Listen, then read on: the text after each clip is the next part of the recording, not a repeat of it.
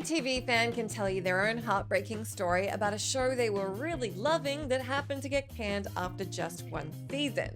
It's a tale as old as time, but streaming giant Netflix seems to do it a lot. In some cases, we weren't surprised or even upset to see them go, but each of the shows on this list had a loyal fan base who would have loved to see a second season. Alright, steel yourself with whatever you used to get through the Firefly cancellation, cause you're gonna need it for this list. I'm Jess from What Culture, and here are the 10 best Netflix shows cancelled after one season.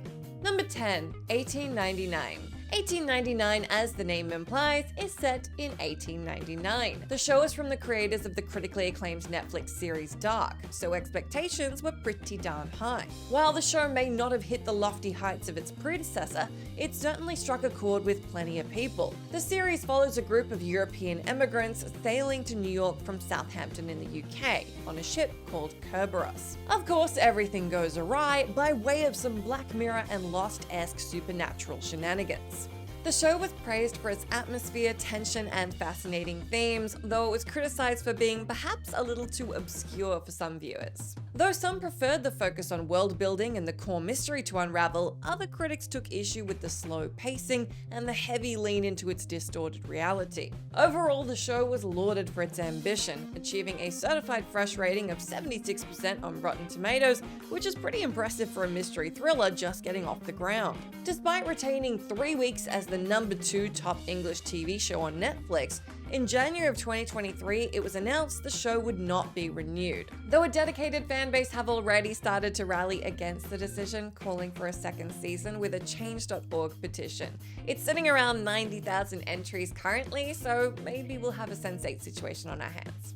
Number 9, Julian the Phantoms. Created by Kenny Ortega, the man behind High School Musical and Descendants, you'd expect this delightful teenage romp about a girl starting a band with 3 ghosts to be just the right combination of earnest coming-of-age story and comedic joy. According to both critics and audiences, it completely nailed it as just that. Despite earning scores of 93% and 98% on Rotten Tomatoes and being praised for its relentless charm and heartwarming musical moments, the show was left dead in the water. Despite arriving in September of 2020, fans had to wait until the very end of 2021 to learn the show was cancelled. Kenny Ortega told People magazine they were hugely disappointed, but that Julie will stay in his heart. Fans clearly agreed as they made the hashtag SaveJATP viral, and a petition to get a second season off the ground currently sits at 225,000 signatures. While the shows on this list might not be for everybody, you have to respect a single season show being able to pull off that much support for a petition that big. Number 8, First Kill. From a critically acclaimed Netflix coming-of-age show to an admittedly fairly camp and inconsistent queer supernatural drama that was riddled with promise, First Kill was cut short after just one season, totaling 8 episodes. In what will sound like a brilliant or awful premise depending on your tastes, a teenage vampire and vampire hunter fall in love without knowing each other's true identities. It's silly, sexy, and enjoyable, albeit a little melodramatic, and it's got some really interesting relationships at its core that are fascinating to watch evolve. The Romeo and Juliet story may be one you've seen before, but not quite like this, particularly with the sapphic romance at its core and some curious family dynamics. Unfortunately, just 2 months after it arrived on screens, the show got the axe, failing to attract the numbers Netflix hoped for. Number 7, I Am Not Okay With This. If you like The End of the Effing World, you'll probably be a fan of I Am Not Okay With This, as both were created by Jonathan Entwistle. Which is obviously also not a great thing because both shows were unceremoniously cut short, but let me tell you about it anyway. Much like his other cult hit, I Am Not Okay With This is a dark comedy that revolves around Sydney, a regular teenager navigating her school life, family, sexuality, and telekinetic superpowers. You know, regular kid stuff. This is a particularly grim one for a couple of reasons. The first one being that the 7-episode season ends on a huge cliffhanger, and the other that there was in fact supposed to be a second and final season, but issues related to filming during the pandemic led to its untimely cancellation. Those stellar performances and a fresh take on the classic high school comedy impressed both fans and critics, it wasn't enough to keep this one going. Number 6, The Get Down. Baz Luhrmann's musical extravaganza The Get Down casts the spotlight on the rise of hip-hop music in 1997. This one is technically 2 seasons, but they're really more of a part 1 and part 2, so for the purposes of this list, we're letting it slide. Set in the South Bronx in New York, the show was praised for its vibrance, compelling themes, fascinating characters, and attention to detail in recreating its specific moment in history. The 11-episode run largely came to an end because Luhrmann was unable to commit to creating more episodes with his film schedule. Though it didn't get the finale it deserved, The Get Down was an impressive outing for Netflix due to its especially high quality. Though it's likely that the show's incredible $120 million production price tag might have also played a role in the streaming giant choosing not to renew it. With a critical Rotten Tomatoes rating of 77% and an audience rating of 90%, at least it got the legacy it deserves. Number 5. Everything Sucks. Coming-of-age stories starring a ragtag collection of quirky but lovable teens are a dime a dozen on TV these days, which is probably why half of them get cancelled. For every euphoria that steams along season after season, you've got an Everything Sucks, which isn't so lucky. They both got Sydney Sweeney in them though, so that's a small mercy. While you have to appreciate Everything Sucks for being one of the only shows to cast teenagers that actually look like teenagers, there's plenty more to love in this show set at boring high school in Oregon. Earnest stories about friends, love, and family, an interesting 90s setting, and some really solid performances should have put this one above the rest of the pack. Unfortunately, just like First Kill, the show was barely 2 months out of the gate before it was announced there would be no season 2, as viewer retention numbers didn't dazzle Netflix. Number 4. Grand Army.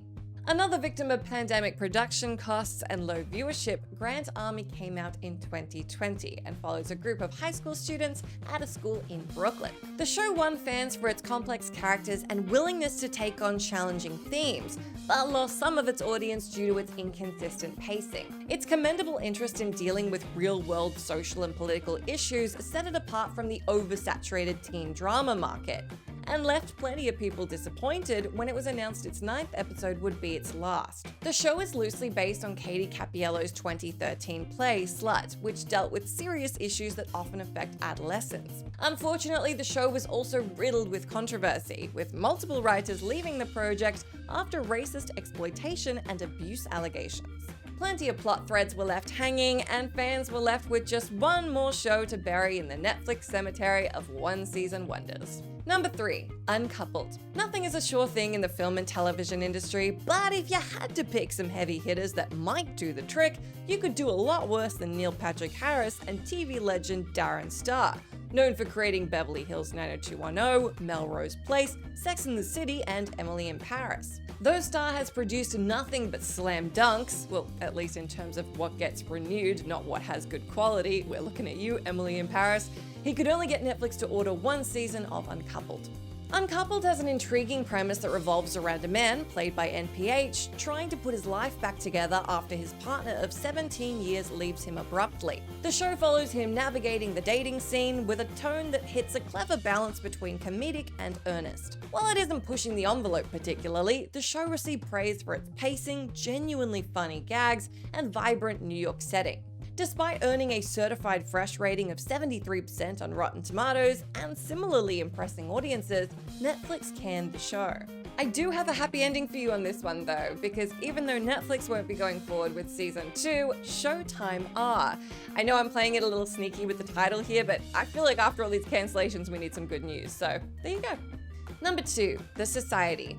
Tonally completely opposite from our last entry, but equally hardly done by from Netflix, we've got mystery drama The Society. After returning from a postponed field trip, a group of teenagers discover all the adults from their town have vanished, and it's up to them to solve the mystery, re-establish society, and figure out how to manage Lord of the Flies style. If you're expecting things to go south here pretty quickly, then you're right on the money, but there's quite a lot of nuance here too. The themes of growing up and adolescence are treated with an impressive amount of care, and a number of great performances from plenty of talented young actors, including Freaky's Catherine Newton, ensure the action stays engaging.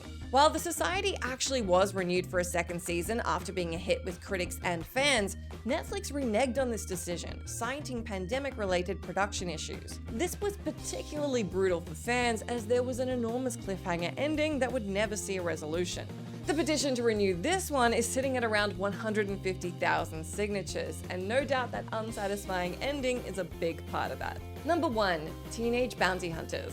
Sitting with the highest Rotten Tomatoes rating on this list for a canned show, a 94% and 96% critic and audience score respectively, still weren't enough to get a second season off the ground for dramedy Teenage Bounty Hunters. Boy, teenagers are having a rough time on this list. This one casts a spotlight on Blair and Sterling, 16-year-old twins who opt to make money as bounty hunters on the down low. The show received massive amounts of praise for its genuine wit, fantastic performances, fresh take on young adult television, clever satirical turns, and oodles of charm. For a ludicrous premise, the show sticks the landing with every one of its 10 episodes, with much more grace, humor, and gusto than you'd probably expect it to. The relationships between the characters, particularly the central heroines, are a joy to watch unfold and evolve.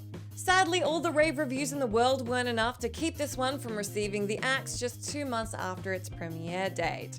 All the cancellations on this list are certainly sad, but this one is teetering close to a crime. That's the end of our list, but let me know down in that comment section which Netflix cancellation really stung for you. As always, I've been Jess from What Culture. Thank you so much for hanging out with me. If you're liking, come say hi to me on my Twitter account where I'm at Jess McDonald, but make sure you stick around with us here for plenty more great lists.